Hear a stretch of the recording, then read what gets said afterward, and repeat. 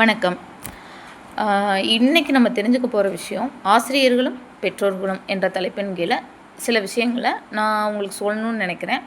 என்ன அப்படின்னா, இப்போ ஏதாவது ஒரு குழந்தை வீட்டில் சேட்டை பண்ணுது அப்படின்னா பெற்றோர்கள் என்ன திட்டுவாங்க?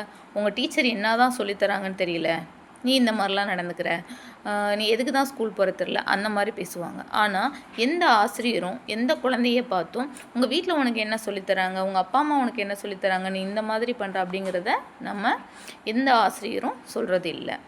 இப்போ நம்ம இதன் மூலம் நான் என்ன சொல்ல வரேன் அப்படின்னா, நம்ம குழந்தைகளை ஸ்கூலுக்கு அனுப்பும்போது ஆசிரியர்கள் மீதான ஒரு நல்ல ஒரு மரியாதையான ஒரு விஷயத்தை நம்ம சொல்லி நம்ம அனுப்பணும்.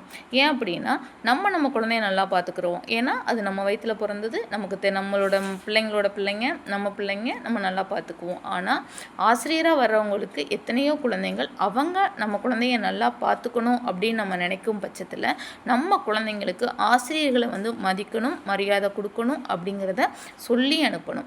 நம்ம குழந்தை ஆசிரியரிடமிருந்து நல்ல கல்வியை கற்றுக்கிறணும், நல்ல ஒரு நிலைமைக்கு வரணும்னு நம்ம எதிர்பார்க்குறோம். ஆனால் எந்த ஆசிரியர்களையும் நல்ல விதமாக மதிக்கணுங்கிறத எந்த பெற்றோரும் சொல்லி அனுப்புறது கிடையாது. சொல்லி அனுப்புனீங்க அப்படின்னா அது மதிக்கத்தக்க ஒரு விஷயம், ஒரு நல்ல விஷயமும் கூட.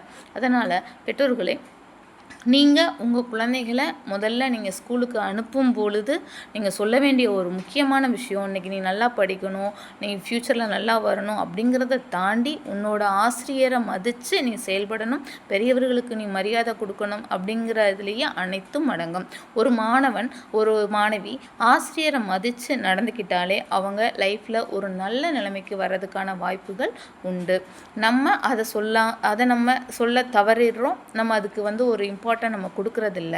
ஆனால் ஒரு இடத்துல ஒரு மரியாதை கொடுக்குற பட்சத்திலேயே அங்கு அவர்களால் அளிக்கப்படும் கல்வியை ஏற்றுக்கொள்ளக்கூடிய ஒரு மனப்பக்குவத்திற்கு வருகிறார்கள்.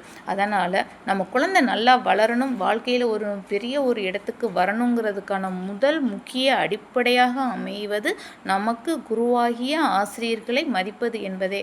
அதை பெற்றோர்கள் கட்டாயம் தன்னோட ஒவ்வொரு குழந்தைகளுக்கும் சொல்லி அனுப்பணும். ஆசிரியர்கள் மீதான ஒரு மரியாதையே எந்த ஒரு மாணவனையும் ஒரு நல்ல நிலைமைக்கு கொண்டு வரும் என்பதை கட்டாயம் பெற்றோர்கள் புரிஞ்சுக்கணும்.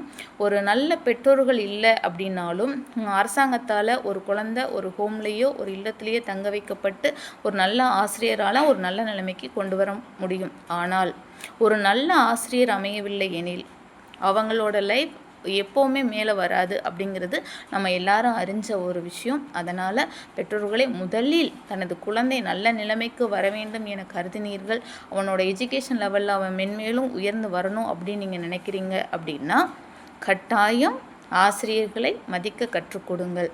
ஆசிரியர்கள் மீது மரியாதை இருக்க வேண்டுமே தவிர பயங்கிறது இருக்க வேண்டிய அவசியம் கிடையாது. அதனால் பெரியோர்களையும் குறிப்பாக ஆசிரியர்களை மதிக்க கற்றுக் கொடுங்கள். தனது குழந்தைகள் வாழ்க்கையில் மென்மேலும் கல்வியிலும் பேரு புகழோடு வாழ்வார்கள் என்பதில் எந்த ஒரு மாற்றமும் இல்லை என்பதை புரிஞ்சுக்கோங்க. தன்னோட குழந்தைங்களை அதுக்கேற்ற மாதிரி நல்ல விதமாக வழங்க அப்படின்னு சொல்லிட்டு கேட்டுக்கிறேன். என்னோடய வீடியோஸ் பிடிச்சிருந்தது அப்படின்னா லைக் பண்ணுங்கள். என்னோடய வீடியோஸ் தொடர்ந்து பார்க்கணும் அப்படின்னா என்னோடய சேனலை சப்ஸ்கிரைப் பண்ணுங்கள். தேங்க்யூ.